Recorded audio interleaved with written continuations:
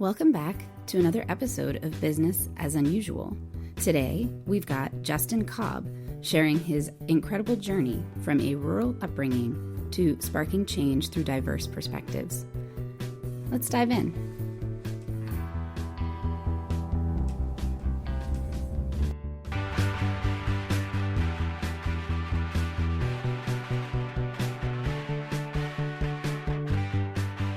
Business as Unusual is a thought-provoking podcast that explores the innovative strategies, disruptive ideas, and unconventional practices driving successful leaders and companies in the ever-evolving world of modern business.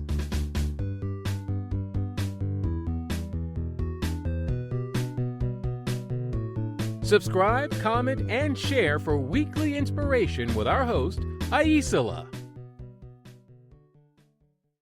Welcome to Business as Unusual. I'm here today with Justin. Hello, Justin. Hi, everyone. I'm so excited to be here. Yeah, I really appreciate you joining us today. Would you be willing to introduce yourself and your business and a little bit about what you're up to the folks that are listening? So, Insight is an exploration of the personal and the political. It explores the themes including authenticity, interconnectedness, and critical thinking.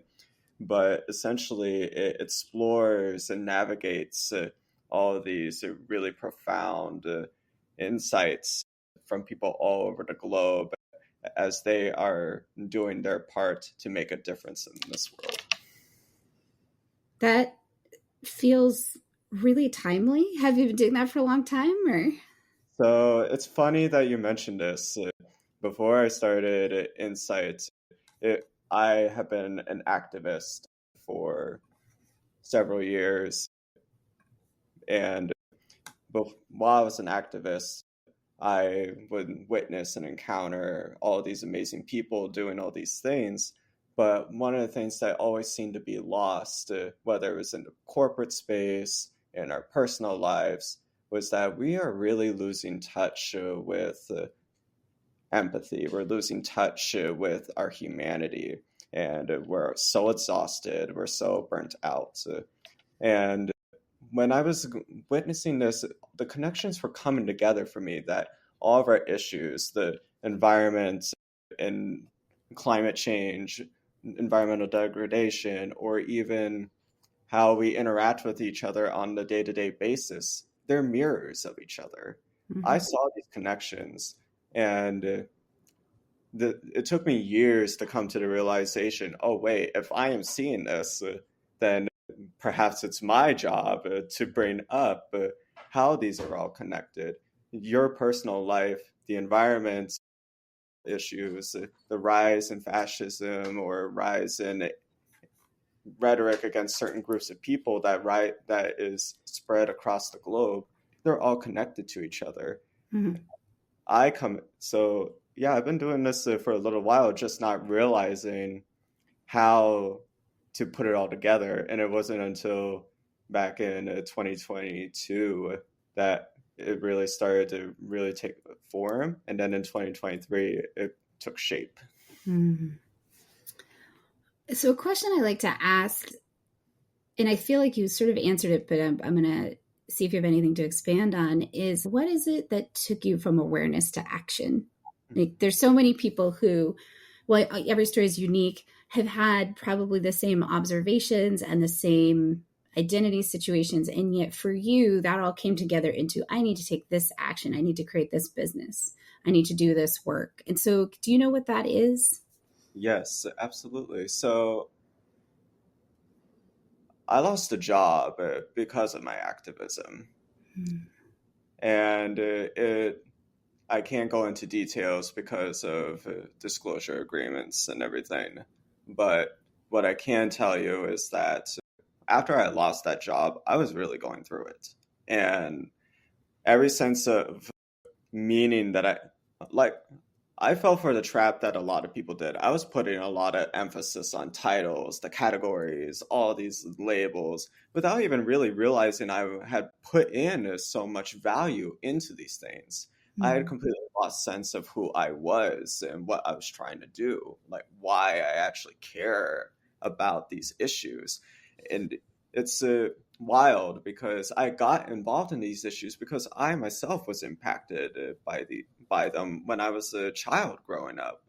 I was a survivor of a hate crime that was perpetuated by one of my family members, and it really taught me a lot about how the world is working in today's day and age. But it also, during my journey, because you're trying to become a professional, you're trying to build a living for yourself, you're trying to build a brand, you're trying to build a label. And I got lost in all of that. I thought I had a job that was going to allow me to do this, and I was just not in the right environment to do that. And as a result of this, when I lost that job, I I was reeling, and I had to do a lot of internal work inside myself. And from that internal work, that's how Insight was born. Insight was just a blog where I was doing my internal work, Mm-hmm. reviewing the content I was consuming, commenting on the things I was witnessing in the news, or engaging with a particular topic that fascinated me in that moment. Mm-hmm. And then I had the fortune of actually bringing on, like about a year, almost a year later, I had the fortune of bringing on one of my first guests. And once I brought her on, she herself had survived 20 years of racial discrimination in the workplace. And she alchemized this into a career where she basically acts not only as an expert reviewer for others who are about to take their cases to court. She herself had gone through this. She won a six-figure settlement, not only for herself, but another family member. And then Mm. she wrote an international bestseller that is now teaching people on what to look out for. How do you know you're in this kind of space? How do you engage with people in these kinds of situations? It, Once I did that, it just became solidified for me. This is the work I need to do because this is not only what I am called, but I have the talents and the skills to do it. And Mm. that's where it's gone since. Right. I kind of want that for everybody to find the thing that they're aligned for and that they can thrive in doing.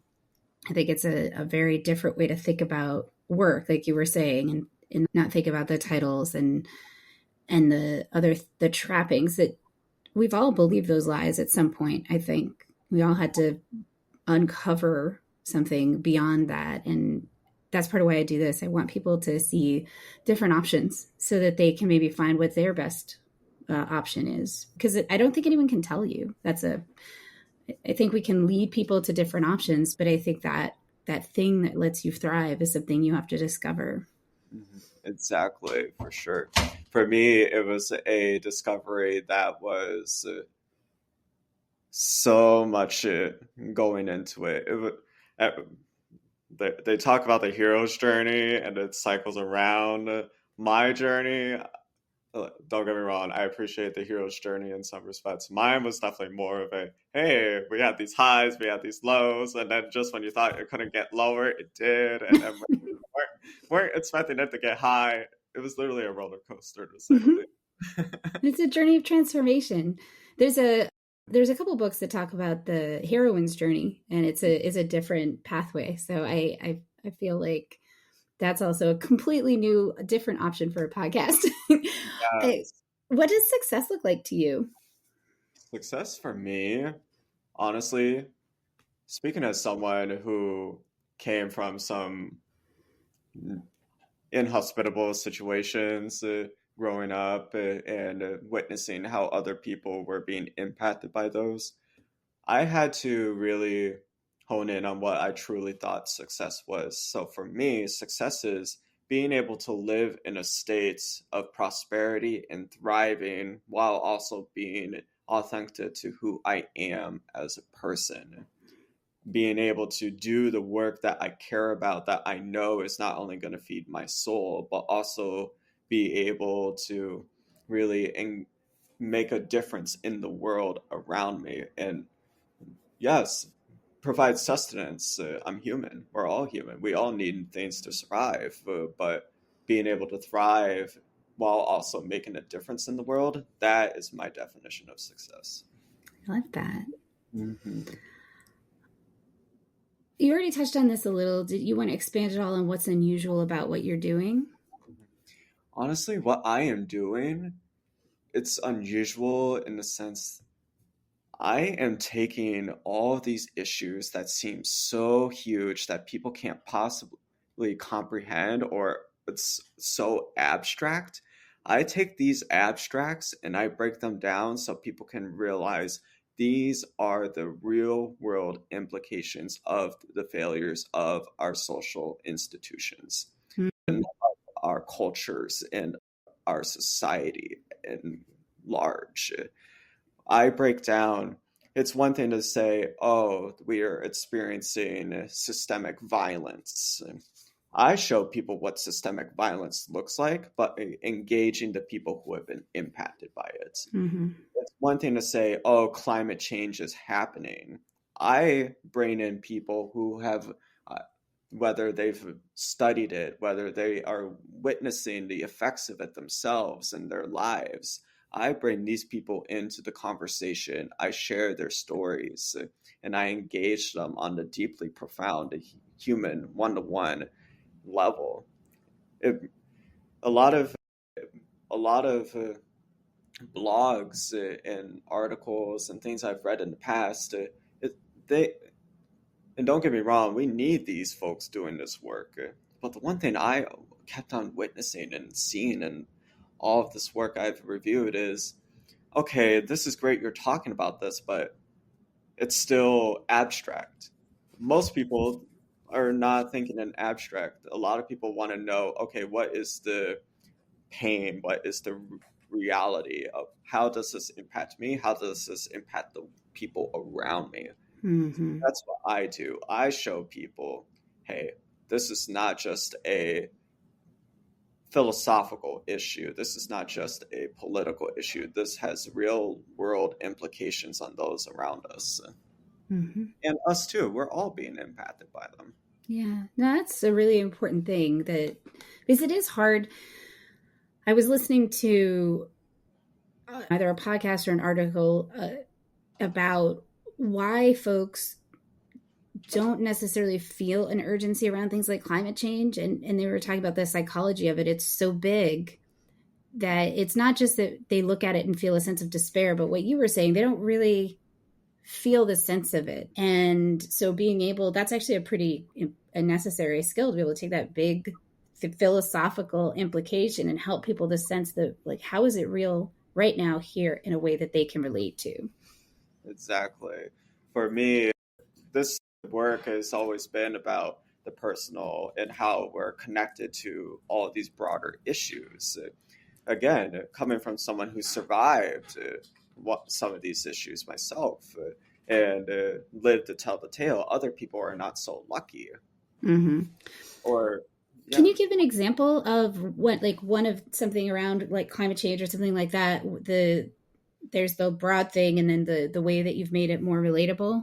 Absolutely. So one of the instances that I loved bringing into the fold, I got to follow, for instance, this one amazing individual. Their name is Lou Costello. Lou Costello identifies as this non-binary individual. They have this experience scaling burgeoning entrepreneurs, helping them get their startups up and running. But Lou, before all of this, they were an immigrant from Sicily to London, and they did not know English. They were still figuring out their gender identity. They had a sense that they were always different, but still trying to hone in on what that actually meant. When they were in London, they fell into the events industry, which was great. That was what allowed them to thrive. But they were still experiencing queer phobia. They were experiencing xenophobia. They had gone through all kinds of trauma.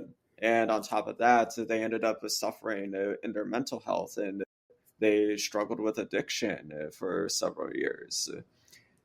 So a lot, like all those ideas, that I just mentioned, like the xenophobia, the queer phobia, the struggles with addiction, all mental health issues, those are all abstract. But because I managed to find a person who had these issues impacting them, I was able to explore their story and bring that into the fold. I was allowed, they gave me the privilege to share their story so I can show audiences, hey, these issues are not, how do I want to phrase it, philosophical.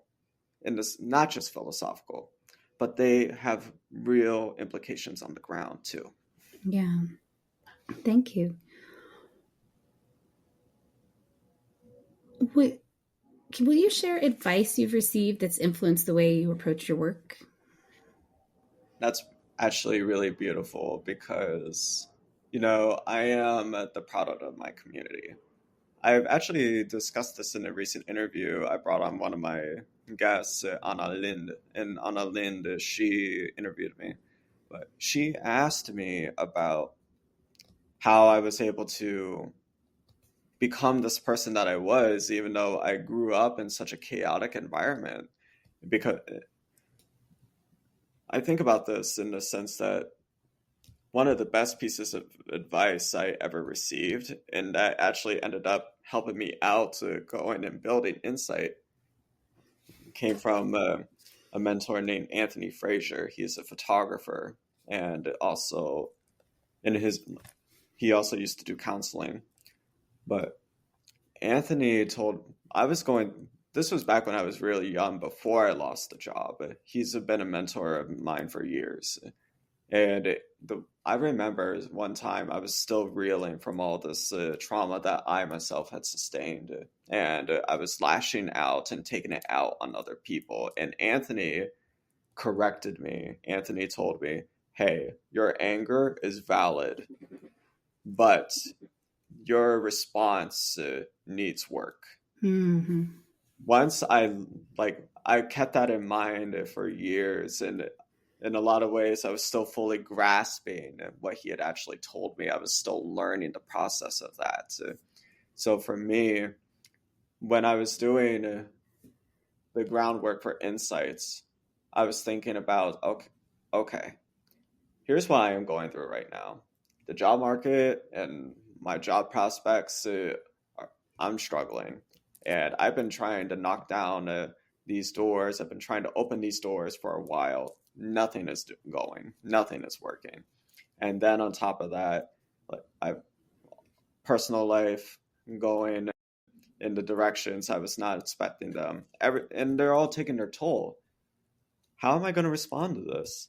What is my response? Once I realized that, hey, your response to these situations is what will define you, not these circumstances. That was when everything changed for me. When I realized, I need to, if no one else is going to believe in me, I got to believe in me. And if no one else is going to believe in my talent, I'm going to believe in my talent. But the problem was never other people. I worked with some amazing folks who saw my talents, but I still kept on trying to open doors that weren't mine to open. Once I actually pivoted and responded with love for myself, belief in myself, that was when things started to change. That was when Insight started to gain traction. And that was when I started to recognize that this thing that I am building, it's not just for me, it's for other people. That's really beautiful. Thank you. Yeah. How would you expect your success to impact the industry or I guess what industry do you feel like you're in? It sounds like multiple ones. And and what do you see as is there a change that you hope to see from doing this work? That's a good question. Honestly, I always consider myself a writer. Mm-hmm. And perhaps in a lot of ways, I'm in the media industry or in the journalism industry. I've definitely been called a journalist. I've been called a podcaster, a creator. Let's call it content generation. Okay. So content generation, I'm not just thinking about how am I changing content generation now in this moment. In fact, the work that I've been doing, I've been working with so many beautiful folks from all over the globe, and they've been providing me with their perspectives on things. One of the most profound recently I encountered is that in a lot of indigenous cultures in the United States, for instance, they're not just thinking about how their actions are going to impact us in this moment, but they are concerned about how it's going to impact future generations to come. They have this concept of the 7 generations, where your actions that you are about to do, you have to think about their consequences not only for you or for the generation coming after you. You got to think down the line, 7 generations past you. And each generation, this is what I learned from Dr. Little Hawk, Big Crow, is that we have to think about generations in terms of, on average, 72 years. That's 72 years times 7. Mm-hmm. So I don't want to appropriate a concept that belongs to them, but I am keeping in mind that wisdom. And I am thinking, you know what? I'm not just here to change this industry for myself. I am here to change this industry for those who are coming after us, because the world that we are currently living in, it does not work. If it did work, it would not be this horrible. We would not be in the situations where you are in. And with insights, it's about empowering people so that way they can realize, regardless of where you're at, regardless of what your life circumstances are, you have the opportunity to make a difference where you're at in this moment. You just got to realize it. That's true. It's so easy to focus on what you can't do, and it leaves out even the smallest thing that you can do. And not only is it disempowering, it doesn't move anything forward. If we all just did the very small thing that we can do, there would be, I mean, not even all of us, let's say 70%. That's good.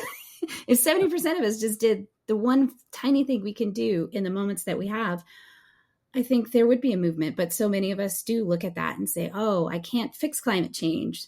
I'm overwhelmed. I'm depressed. Never mind. It's not even, I get a little, and I do it too, so I'm not putting myself above anyone here, but I get a little frustrated when the conversation is, I can't make a difference, or it's too big, or I can't solve it. And that is a completely understandable reaction, and also a completely useless one. Mm-hmm. Exactly. And a lot of people, and I'm guilty of this as well, I had to go through a lot of tribulations to get to this point. So I'm not going to be up here and say, oh, I've always had to figure out. I had to come into this on my own. For me, it was literally at a moment in, like, when all with the stuff in my personal life and my professional life, everything was just going absolutely chaotic, and there was no peace, and I was literally questioning why am I still here? Everything that I had worked for, everything that I've been fighting for, everything that I've been doing, it wasn't going. And I literally had a moment where I was seriously asking myself, why are you still here?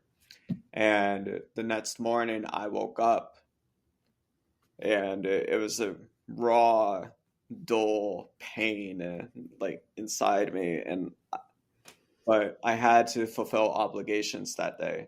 I woke up, and it was wintertime. I put on my coat. Got myself all ready to go to leave the house. And as I started walking out the door, I could feel the wind on my cheeks, and I can feel the cold, and I could hear the birds chirping, and I felt sunlight on my face. That was my answer, because it was the little things. When everything else wasn't going for me, I had to realize, you know what? All these other things may not be going for you, but you're still here, aren't you? Mm-hmm. You still got sunlight, you still got the birds, you still got you still have the opportunity to be here in this moment. So once I approached it from the sense of gratitude, from the sense of being grateful that I am simply here, that's when that's when it expanded. My whole sense of understanding of the world completely changed. Yeah. That is something I've heard and experienced, and it's that presence, right? And there's so many distractions. The woman who was on last week talked about, she wasn't, there was someone I was in a class with, talked about going through an experience where they couldn't be distracted. They had been in a car accident. They were in most of the bones in their legs were broken. And they were talking about that and how that affected their ability to really face their inner world. And I'm not suggesting that we need traumatic, tragic experiences. And I do feel like the world is so full of distraction. Mm-hmm. And what we need is that presence. And every time we can offer people an opportunity to access this, I think it's a gift. Exactly, for sure. So I know from my own experience that running a business and trying to forge your own path can be sometimes discouraging. And I would love to have you share a little bit about what you do to recharge or to keep inspired on the days when you forget to connect to your presence. How do you bring yourself back to that, or however you want to share about it? You see, that's a really good question. And especially I'm sure you can testify to this as well, as like a burgeoning entrepreneurs, especially, and then even when entrepreneurs, when they get their projects off the ground, there's that workaholic, there's that, oh, I need to do this, this, and this, and this, and there's never a dull moment, right? There's always something that has to be done. For me, it's about little things, routines. For me, it's about, okay, did you take care of like making your bed this morning? That's a good way to start, because it establishes a routine. It establishes discipline. Mm-hmm. Did you make your bed this morning? It's journaling. It's reflection. It's prayer. It's I'm a spiritual person, so I do pray. Meditation. It's connecting with myself and making sure that I'm loving myself and eating healthy, getting exercise. Definitely need to hone in more on making that more frequently. I'm not going to lie. I'm not going to sit up here and say I have it all figured out. I don't want to be that person. As someone who has been through all of these hurdles, though, I know what needs to be done. And I am on that process of becoming what that is. And it's always evolving. It's always changing. And it's about growth. It's acknowledging, hey, this may not be working for me. What can I do in order to address this? And I'm so grateful, because I think about how even a generation before me, a couple generations before me and my family, they weren't taught these skills. And a lot of them struggled so much in their lives because they did not learn these mechanisms. These mechanisms were shamed. It was considered weird to go to therapy. It was shameful to go to therapy. Mm-hmm. It was like journaling was cute for sure, but why do you make it a regular thing? Mm-hmm. And that's the thing too. These little routines that our society has, we have such a complicated legacy with it, don't we? On one hand, we celebrate it, and aside from the therapy part, therapy has only recently been celebrated. Mm-hmm. These other things, we talk about writers, we celebrate writing, but within our own personal lives, that's something that someone else does. You don't do that. These little things actually help people. They've helped me. Mm-hmm. I'm so grateful that I have these tools. And on top of that, I'm so grateful that I live in a time where the technology is where it is. Because if I think about how, for instance, my family members, I love them. They're not perfect. They're human. But a lot of them were coming up in rural Pennsylvania. and they were coming up in that time from like the 40s and 50s until as late as the 90s, where technology was always falling behind other people. And then on top of that, you have the social stigmas, everything else. For I'm a first generation college student. My mom went to a 2-year program where she learned how to become a secretary, but no one ever told her, "Hey, you can be a boss too." Mm-hmm. No one believed in her. Like that wasn't the dialogue back then. Yeah, it was the opposite. Exactly. Exactly. And then I even think about it with like my grandmother. For I think about her in the sense that she was raising 5 kids, and she was doing it with like she had my grandfather, but my grandfather was always working, and my grandfather had his issues he had to resolve, and the two of them, it's like they struggled a lot, and they didn't. If they had even, and then on top of that, before I go into this, I need to backtrack. They were living in a predominantly rural, middle of nowhere, working class white community. They don't have exposure to all these different worldviews, these different ideas, these different values, these different ways of understanding and how to do things. It's not on their radar. They only know what's around them. Right. The fact that now I have this technology, this privilege, in the sense that, wow, I can actually learn from somebody else, someone who doesn't even look like me, and they have an insight that I can now bring into my routine, into Mm-hmm. my way of understanding. It's a game changer. And I'm so grateful for the fact that these little things that I am doing are helping me.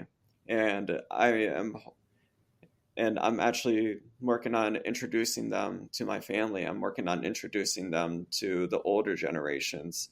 Whether they pick up on it, that's their choice. But they're helping me, and regardless of what happens, I'm so proud of that. Yeah. I think that sounds like a lovely gift, and I think also it's a good idea to not be attached to an outcome, right? To say, Yeah. this helped me and I want to offer you this option, and then see what happens for them.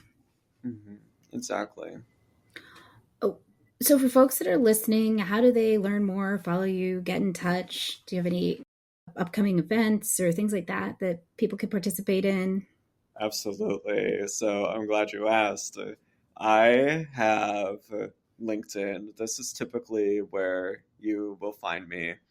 You can look me up at linkedin.com/P, the letter P, affairs, AFFAIRS. And you can follow me on LinkedIn. I have a Medium account at Justin Cobb, and oh my goodness, I am so in love with the work that I've been doing. I am so in love with what is happening with Insights. There's so much excitement. We are actually going forward with a live event on LinkedIn in October. Lovely. Yes, this is with Jupiter F. Stone. It's on October 10th at 12 p.m. I am going to interview Jupiter and learn more about their work connecting Hawaiians and other islanders to the mainland. And we're going to explore gender. We're going to explore what it means to find find your gift, find your entrepreneurial spirit, connecting. What does it mean to be an islander? And on top of that, other events. Insight is getting ready to evolve. We, me, this blog, we are evolving from a blog into a podcast. Date to be determined, but we're getting ready to launch. I love it. I love podcasts. I have I have more than one. And I help people put together podcasts. One of my guests at the beginning of the year is someone I've known for a very long time. And there was such a strong response to the podcast. I kept pestering them. I said, you just need to do a podcast. And so they actually launched it last week. I'm just like, yes, I know it's a saturated market, but let's keep saturating. Why not? It's so funny because, that's what I was thinking too is, oh, this market is so saturated. But, again, being the spiritual person that I am, I listen to the feedback that I receive. And the one response that I typically get is, Justin, when are you going to start a podcast? And I literally am now at that point where I'm tuning in and I'm saying to myself, you know what? If this is what the people are asking, this is probably the direction I need to go. I sort of assumed you already had one. Yes. That was like, I'm like, obviously you must have a podcast. Right. It's so funny, but it's now been labeled. Mm-hmm. If you had asked me even a year ago and a little over a year ago when I was going through all these challenges, or if you had told me, hey, Justin, in these next couple of years, you're going to start a podcast and you're going to be interviewing people from all over the world and you're going to get readers on all 6 continents, I would have laughed. Mm-hmm. I would have been like, ha. Yeah. But life will find a way. And I'm so glad it did. I'm excited to listen to it. And is there anything else you want to add before we say goodbye to everybody? Stay tuned for more insight, everyone. It's beautiful. It's growing. And honestly, I am so grateful. I am grateful for that. I want to put this out here as well.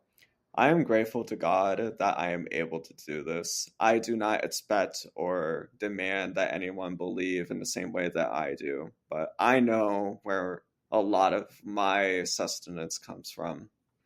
And I am so grateful that I am here.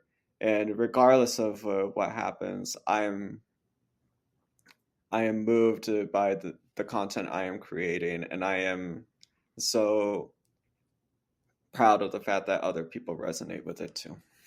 Yeah. Thank you. Thank you for being here. Yeah, thank you. And I'll see everybody next week. Take care. Yes. Thank you, everyone. Bye. Bye.